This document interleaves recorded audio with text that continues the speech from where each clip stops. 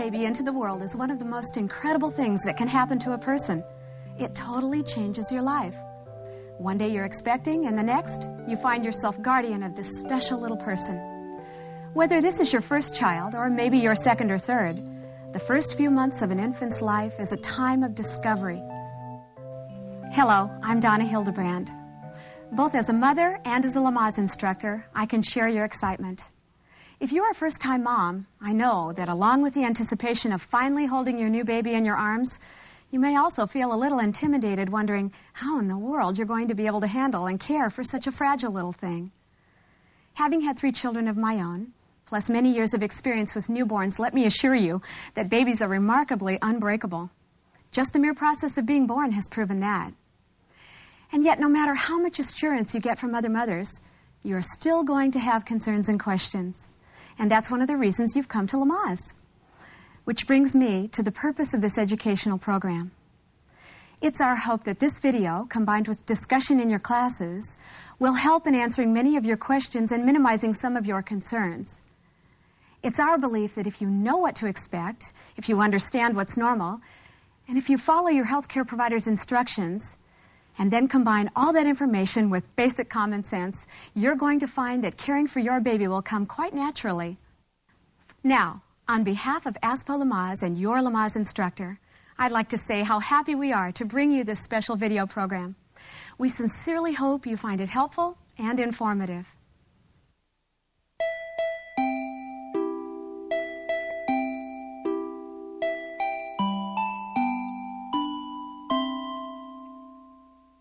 One of the first rules to keep in mind about babies and sleep is that there are no rules.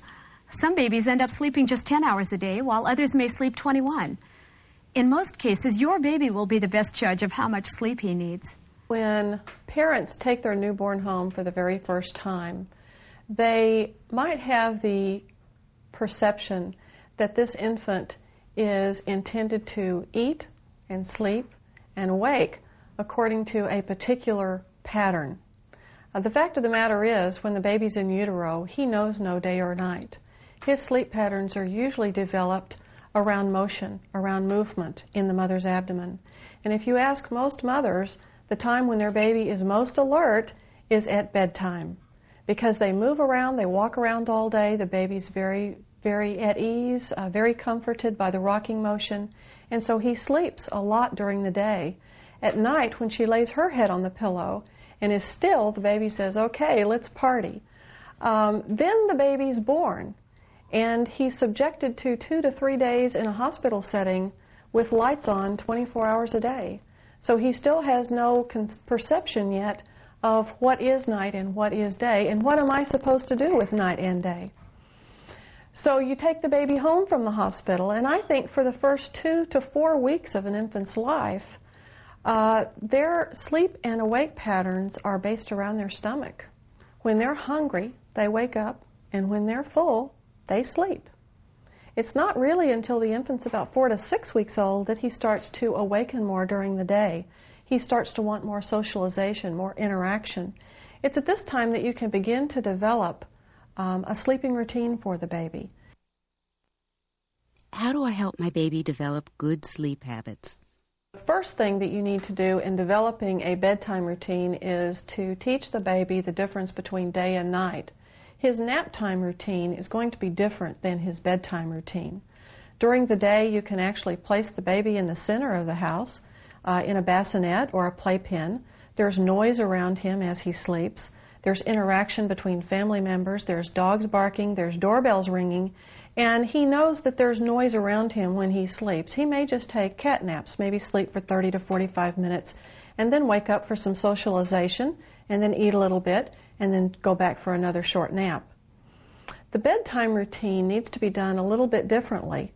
And we'll take the example, if a mother and father choose to go to bed at 11 o'clock at night, you need to try to keep the baby awake the 3 to 4 hours prior to bedtime.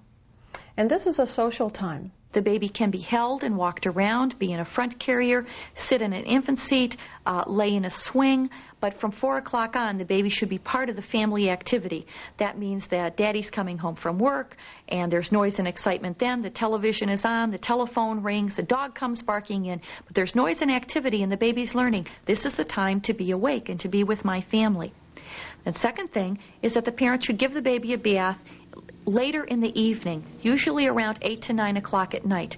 Babies can't sleep through their bath, and the bath time also helps relax them and gives dad a chance to be involved with the daily caretaking of the baby also, so that the babies get tired out by taking their bath in the evening, and then when you nurse them or bottle feed them for the last time, somewhere around 10 to 11 o'clock at night, baby has learned the afternoon, late afternoon and the evening is the time for family activity. Then the babies will tend to sleep better through the night. Nighttime feedings create a whole different experience for couples. Usually we're used to sleeping for 8 straight hours without arising in the middle of the night. When you take a newborn home, most newborns will need at least, if they're breastfed, they'll need 2 to 3 feedings during a night's sleep. This is a very good time where the father can take a role if it fits the family situation. If the father can get up when the baby arises with a cry and pick the baby up, change his diaper, and bring the baby to the mother for a breastfeeding, the mother can either feed the baby in her bed or she can sit in a chair by the bedside. Keep the lights very dim. This is not a social time. The baby needs to understand that this is a very quiet time. Yes, he's hungry, he needs to be fed, but it's not a playtime. We don't turn the lights on and have a lot of cooing and a lot of gooing and a lot of stroking. It's a very businesslike environment. I've had families that have taken their babies downstairs, sat in the living room, and turned on the television to watch the 2 o'clock movie, and the baby is learning 2 o'clock is party time, and this is the time we go, and we're real excited. So you don't want to teach your baby that 2 o'clock at night is when you're having a party. Instead, you want to nurse that baby quietly in a dark room with a very minimum of social interaction. And that teaches your baby nighttime is not a socially rewarding time to be awake. We just do the business of eating, getting a diaper changed, and you go back to sleep. And then when the baby wakes up to start the day at 6 or 7 o'clock in the morning, that's an appropriate time to get up and start the day's activities.